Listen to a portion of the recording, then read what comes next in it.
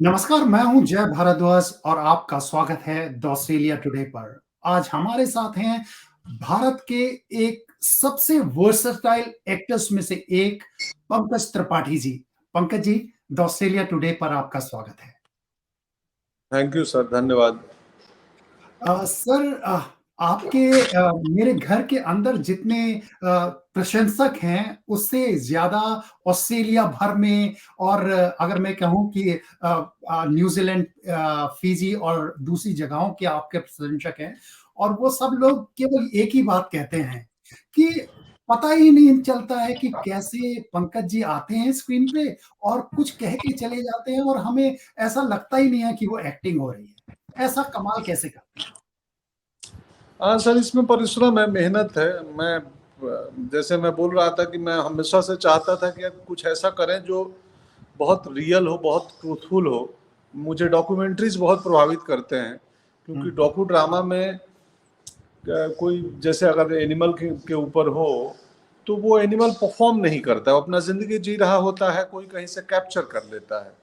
तो मैं वो न्यूआंस लाना चाहता था अभिनय में कि ऐसा लगे कि मैं अपनी लाइफ जी रहा हूँ और किसी ने इसको कैप्चर कर लिया, वो फील आए। उसके लिए टीचर्स, किताबें, drama, Indian national school of drama की ट्रेनिंग, मेरी अपनी मेहनत, इन सबको मिला जुला के वो 15-20 साल लगे और वो एक वैसा फॉर्मेट बन गया जिसकी वजह से वैसा लगता है। लेकिन एफर्टलेस दिखने के लिए बहुत एफर्ट लगाना पड़ता है। कैमरे के पीछे 200-250 लोग खड़े होते हैं, हुँ, तो कुछ भी नेचुरल नहीं होता है। वो हुँ। नेचुरल जो फील देता है, एहसास होता है, बट नेचुरल कुछ भी नहीं होता है। आपके बारे में एक और बात जो छोटे बच्चे, यंग लोग करते हैं और यहाँ तक कि मेरी बिटिया भी करती है, कि आपने स्क्रीन पे ये जो पिता की छवि है ना, उसको उसका बेंचमार्क इतना ऊँचा कर दिया है कि मेरी बिटिया भी कहती है कि जब उसने ये फ़िल्में देखी, चाहे वो मिमी हो, चाहे गुंजन हो, तो वो कहती है कि डैड देखो ज़रा पापा कैसे होने चाहिए। हाँ, वो ये फिल्में गुंजन सक्सेना और बरेली की बर्फी, मिमी, इन फिल्मों के जो पिता थे, मिमी में तो पिता नहीं थे, पुरुष किरदार थे, आज वो जी, दो में पिता थे। जी। ये बहुत प्रोग्रेसिव है। ये अपने बच्चे को फ्रीडम देते हैं, उसकी किसी हरकत से जल्दी आंकते नहीं हैं, बट सेम टाइम उतने ही रूटेड हैं, उतने ही कल्चर्ड हैं। तो ऐसे मुझे नॉट सिर्फ ऑस्ट्रेलिया में नहीं, हिंदुस्तान में मुझे बच्चियां मिलती हैं और अक्सर बोलती हैं कि हम अपने पापा को फिल्म में दिखाते हैं कि देखिए ये स्क्रीन पे इन्होंने जो किया है। मुझे याद है, मैं हिंदू कॉलेज में था, तो एक दिल्ली में किसी कार्यक्रम में 2 साल पहले, तो एक लड़की उठी ऑडिटोरियम में, बोली, पंकज जी जानते हैं आप जब स्क्रीन पे परफॉर्म करते हो तो हमें लगता है कि हमारे अंकल हैं आप, एक्टर आप नहीं हुँ, लगते हो। बिल्कुल। मैं बोला, ओ अच्छा, थैंक यू। तो उसमें योगदान सर मेरे से ज़्यादा राइटर्स का है, क्योंकि राइटर्स ने उन किरदार कैरेक्टर्स को उस तरीके से लिखा था। बतौर एक्टर हम परफॉर्म करते हैं तो क्रेडिट हमें मिल जाता है, बट हमारे संग संग उतना ही इम्पोर्टेंट और क्रेडिट है उस राइटर का जिसने उस कैरेक्टर को उस तरीके से लिखा, स्केच किया।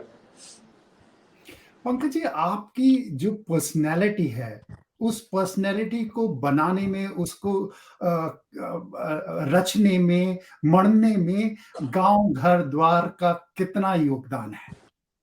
बहुत योगदान है, बहुत। जो भी एक पौधे की व्यक्तित्व बनती है वो उस मिट्टी पे डिपेंड होता है जिस मिट्टी में वो पौधा खड़ा है। वो कैसी मिट्टी है वही उस पौधे के सेहत को और उसके बाहरी चीज को बनाती है जो दिखता है। तो मेरे लिए गांव घर वही मिट्टी है जिससे मैं बना हुआ हूँ। तो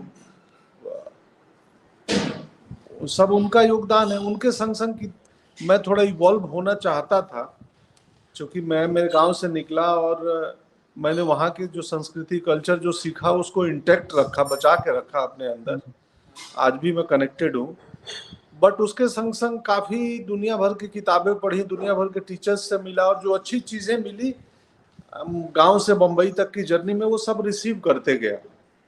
हुँ। तो मैं, जो मेरे में अच्छी चीज़ें हैं उसमें गांव का, उस मिट्टी के योगदान के संग संग जो थोड़ा सा इवॉल्व हुआ हूँ उसमें टीचर्स, किताबें, लोग, कहानियाँ, नॉवेल, फिल्में, डॉक्यूमेंट्रीज, उन सब का योगदान है। बट यस, वो आप सीड जो है वो गांव से ही मिली हुई है। आपके पड़ाव अलग-अलग शहरों में रहे, उन शहरों में रहने से आपकी जो सोच है, उसमें थोड़ा-थोड़ा शायद परिवर्तन आता गया होगा। तो कहाँ से आपको क्या मिला? एक बार अगर वो बताएँगे तो बड़ा अच्छा होगा। आप बड़े अच्छे किस्सा-गो भी हैं, ये तो सभी कहते हाँ, हैं। गांव से वो अभिनय भी किस्सा गोई का ही एक पार्ट है ना, इसीलिए गांव से बेसिक पढ़ाई मिली जी। इंसानियत की, माँ बाबू जी से सच बोलने की, मेहनत की, ईमानदारी की। हुँ, पटना से रंगमंच की, पटना शहर ने मुझे साहित्य और कला और थिएटर से परिचय कराया, और दिल्ली शहर ने पहली बार महानगर दिखाया, हुँ, और दिल्ली ने, एनएसडी ने दिल्ली में पूरे हमारे इंडिया की डाइवर्सिटी को समझाया कि हुँ, 28-29, उस समय 28 स्टेट थे, हर स्टेट के बच्चे आए थे, हम साथ में हॉस्टल में रहते थे, सबका लैंग्वेज अलग, खान पान अलग, कल्चर अलग। तो दिल्ली ने हमारी अनेकता में एकता वाली कॉन्सेप्ट को समझाया, कितना डाइवर्स कंट्री है हम। कलकत्ता ने कल्चर, संगीत, मिठाई और ये सब प्रेम सिखाया। मुंबई ने उद्यमी बनना, मेहनती बनना, ड्रीम के पीछे अनवरत लगे रहना, न हारने का जज्बा सिखाया। और हुँ, मुंबई ने वो पहचान दी जिसको माया नगरी बोलते हैं, कि मैं एक अननोन व्यक्ति था, मुझे बसों का रास्ता भी मालूम नहीं था, कौन सी बस कहाँ जाती है इस शहर में। और इसी शहर ने मुझे ना हिंदुस्तान में, पूरी दुनिया में मेरी पहचान बनाई, उसमें इस सिटी का बड़ा योगदान है। तो यही है मेरे जीवन के कुछ शहरों के छोटे से किस्से। आपने आपने शहर का किस्सा सुनाया, मैं आपको दिल्ली वापस ले जाता हूँ। मंडी हाउस का वो चौराहा, श्री राम सेंटर के सामने वो चाय की दुकान, कुछ याद आता है कभी, सोचते हैं उनके बारे में? बहुत याद आता है, मैं जब दिल्ली जाता हूँ रात को 12 बजे, 1 बजे, 2 बजे शूटिंग खत्म करके, काम खत्म करके अकेले जाके मंडी हाउस में घूम आता हूँ। तो क्योंकि अब दिन में वहाँ, दिन में व्यस्त रहे, दिन में अब हम हुँ, पहले की तरह खुला नहीं घूम सकते, बहुत भीड़ हो जाती है।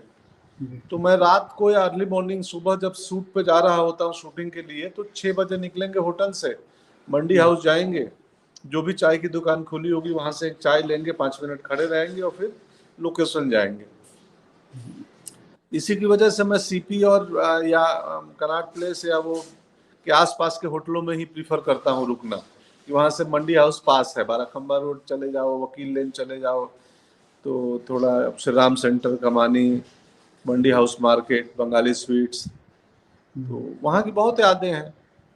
वहाँ मिठाई का, मंदिर बंगा का, पूजा मैं का। आपसे यही पूछने वाला था कि बंगाली मार्केट जाने पर कौन-सी मिठाई खाना पसंद करते थे आप?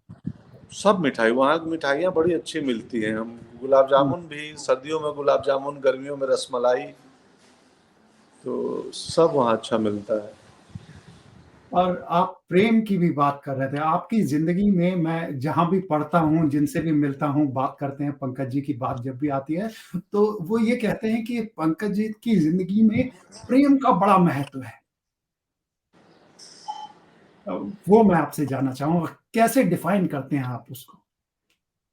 तो प्रेम के बिना फिर जीवन का ही मीनिंग नहीं है ना,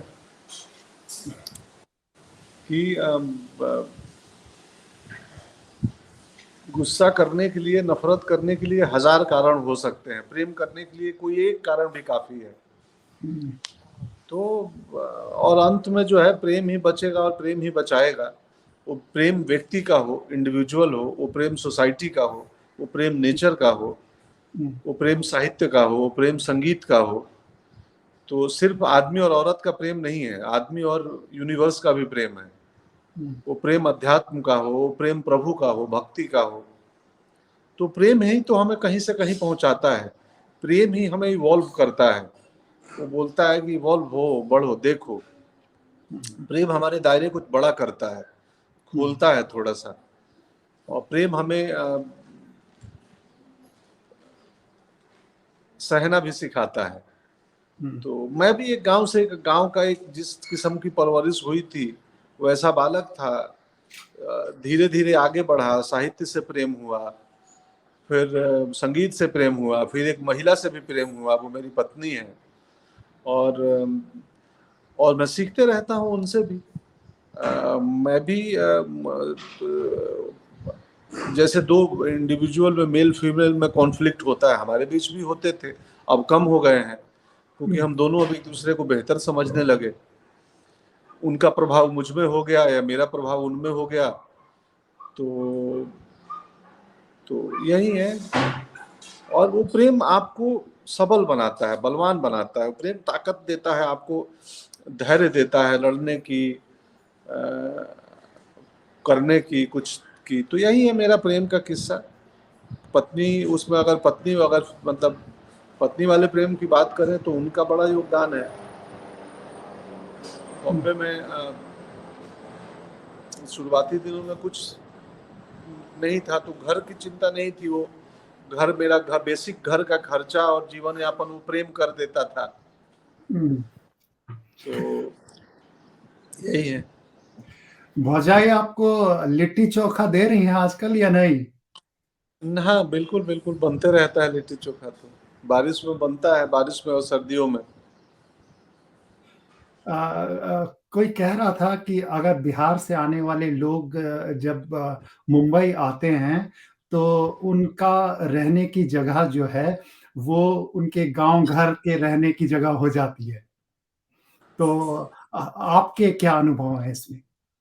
मैं बॉम्बे से बाहर आ गया हूँ, मैं एक आइलैंड पे रहता हूँ जहाँ मेरे गाँव से थोड़े ज़्यादा ही पेड़ हैं, कम नहीं कहूँगा, क्योंकि मेरे खिड़की से हज़ारों पेड़ हैं, मेरे विंडो से कोई इमारत नहीं दिखती है। और हुँ, मैं अपने मन का गाँव थोड़ा-सा मुंबई में बना लिया हूँ। खटिया है, ओखल है, कठौत है, लकड़ी के मिट्टी के बर्तन हैं।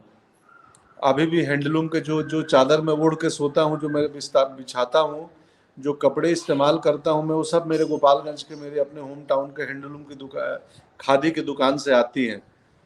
हुँ, क्योंकि मेरे होम टाउन में 300 बुनकर का परिवार है। होम टाउन मतलब गाँव के पास में, जी, गोपालगंज में।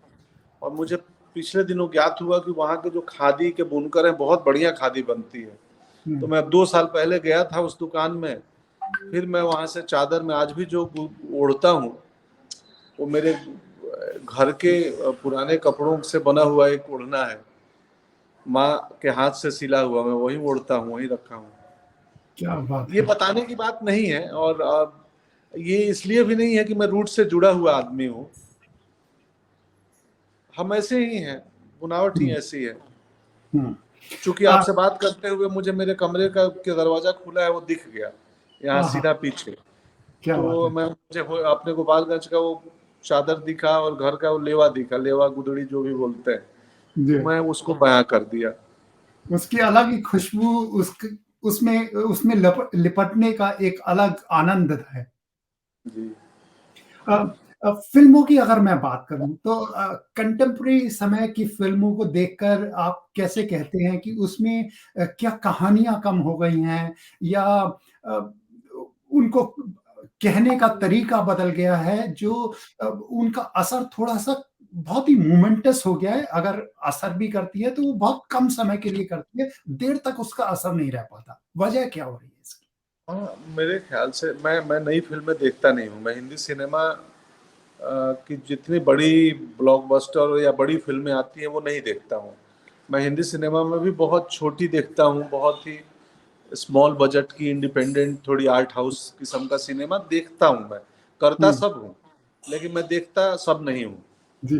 तो पिछले दिनों मलयालम फ़िल्म देखी 2, बहुत अच्छी थी, बड़ी कमाल की थी। हुँ, हिंदी में की समस्या है कि यहाँ रूट से कटे हुए लोग हैं।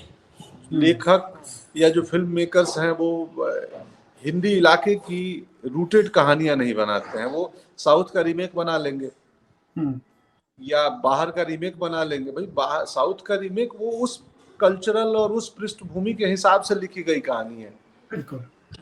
उसको आप ट्रांसफॉर्म करोगे तो वो उसका कनेक्ट कैसे होगा हुँ। हिंदी भाषी इलाके में।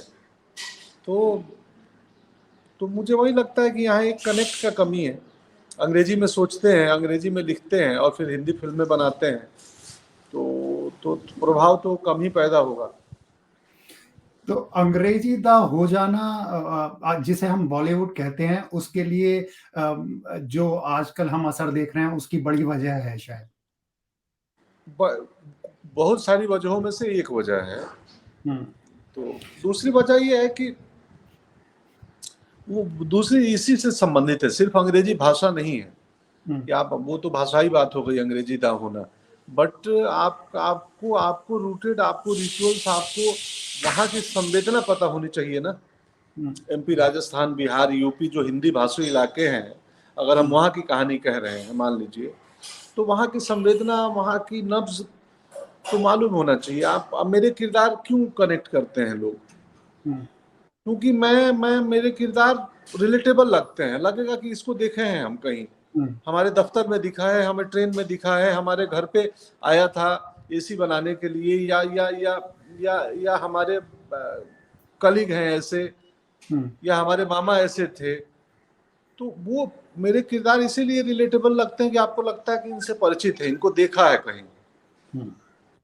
बाकी हिंदी सिनेमा ये शोबिज है, दिखावा का बिजनेस है, और ये लोग इतना दिखावा करने लगे कि बेसिक रूट से थोड़ा आगे निकल गए। तो ये अच्छी बात है। इससे क्या होगा कि कुछ जो भी वक्त समय चल रहा है, इससे हिंदी सिनेमा में सुधार आएगा, और ये सुधार आवश्यक है आना। आपको लगता है कि इससे सुधार आने की उम्मीद आप जताते हैं? बिल्कुल, अरे उम्मीद क्या जताते हैं, वो आ ही गया है। आपको हुँ, पंकज त्रिपाठी, आज से 10 साल पहले पंकज त्रिपाठी नहीं पंकज त्रिपाठी होते, जो भी हूँ मैं ये नहीं बोल जी, रहा हूँ मैं कोई बहुत तीस मार खा हूँ। जी। तो मैं ओटीटी ने मेरी पहुंच दर्शकों तक पहुंचाई, अगर ओटीटी नहीं होता तो मैं 2-2 सीन का रोल अभी भी कर रहा होता। अब हुँ, चूंकि दर्शक पसंद करने लगे हैं, एक बड़ा दर्शक वर्ग लाइक करता है, तो अब मुझे हर किस्म का, हर प्लेटफॉर्म पे, हर सिनेमा, ओटीटी, सब जगह मुकम्मल सम्मान और अच्छे रोल्स मिल रहे हैं। हुँ। लेकिन अगर ओटीटी का बूम शुरू नहीं होता तो शायद मुझे नहीं मालूम, क्योंकि कोई भी चीज मैं बोलता हूँ मेरा आज का एक्सपीरियंस है और ये शायद कल ना रहे। जी, बिल्कुल। तो इसलिए मैं कभी भी अपनी बात को बोलता हूँ, ये अंतिम सत्य नहीं बोल रहा हूँ, ये सत्य बदल भी सकता है। जी, बिल्कुल। अ अ आपका अपना अनुभव काफ़ी परेशानियों से, मेहनत से गुज़रते हुए जिस भी मुकाम तक आप आज खुद को खड़ा हुआ देखते हैं, जो हमारे जैसे लोग जो गाँव घर से निकलते हैं, वहीं से चाहे बेगूसराय से, चाहे पटना से, चाहे लखनऊ से या बलिया से या भोपाल से, उनके लिए सफ़र अगर वो आज शुरू कर रहे हैं तो क्या स्थिति है? बहुत अच्छी स्थिति है, हमारे हम जब आए थे उससे बहुत बेहतर है। और मेरी यात्रा अपने आप में बहुत सारे बच्चों के लिए प्रेरणा और इंस्पिरेशन होगी। जैसे मेरे लिए मनोज वाजपेयी का होना एक प्रेरणा था कि मनोज भैया बन सकते हैं तो मैं क्यों नहीं जा सकता हूँ। और हुँ, मैं आया, 16-17 साल लगे, और फाइनली हम अभिनेता बने और सम्मान मिला। और मनोज भैया भी खुश हुए कि यार मैं, मेरी यही अचीवमेंट है हुँ। कि मेरी जर्नी से प्रभावित होकर एक बच्चा सोचा, और देखो पंकज मेरे साथ बैठा हुआ है, कई बार बोलते हैं वो कार्यक्रम में कि मेरी कमाई ये है देखिए। तो मेरे जर्नी से बहुत बच्चे सुनेंगे और प्रभावित होंगे, और मैं उन्हें ये कहूँगा कि यस, नामुमकिन नहीं है सिनेमा में भी आना, लेकिन लेकिन ये बहुत मुश्किल फील्ड है। इसमें हुँ, मानसिक, शारीरिक के संग संग अपने अपना सेल्फ असेसमेंट आर्ट के ऊपर करके आए कि आप में आर्ट की समझ या अभिनय की समझ कितनी है। आप पैसों के लिए आ रहे हैं, आप सिनेमा के ग्लैमर के लिए आ रहे हैं, आना चाहते हैं, कि आपको आपकी आर्टिस्टिक अर्ज है, आपको अभिनय के बिना। तो वो अपना सेल्फ असेसमेंट, स्वयं का मूल्यांकन करके आना जरूरी है कि मैं कितने पानी में हूँ। फ़िल्म इंडस्ट्री के लिए एक और शब्द है भाई साहब जो बड़ा बार-बार कहा जाता है, वो है समझौता। क्या क्या? समझौता। कि आपको किरदारों के साथ, बातचीत के साथ और चीज़ों के साथ समझौता करना पड़ता है यहाँ? मैं मैं अपने अनुभव से आपको ये दावे के साथ बोल सकता हूँ, सिर्फ मैं अपनी बात और किसी की नहीं। मुझे रत्ती भर कोई समझौता कहीं नहीं करना पड़ा। मैं अपने शर्त पे एक सीन का भी रोल करता था और हुँ, आज भी बड़े रोल्स कर रहा हूँ अपने कंडीशन पे, अपने शर्त से और पोलाइटली। ये नहीं कि मैं हुँ, किसी से एरोगेंट हुआ और किसी से मेरी लड़ाई हुई है। मेरा कोई मित्र नहीं है फिल्म हुँ, इंडस्ट्री में और कोई शत्रु नहीं है। हुँ, मैं सिर्फ काम करता हूँ, बाकी ढकोसले और ड्रामा में नहीं पड़ता हूँ, घर आ जाता हूँ। और मैंने रत्ती भर कहीं पे, हाँ, अब समझौता अगर उसको समझौता कहें कि शुरुआत में नए थे और बैठने की कुर्सी भी नहीं मिलती थी, हुँ, तो हम खुद अपना कुर्सी लेके बैठ जाते थे, तो वो समझौता नहीं है। जी, तो क्योंकि छोटे एक्टर हैं, कौन प्रोडक्शन वाले क्यों भाव देंगे?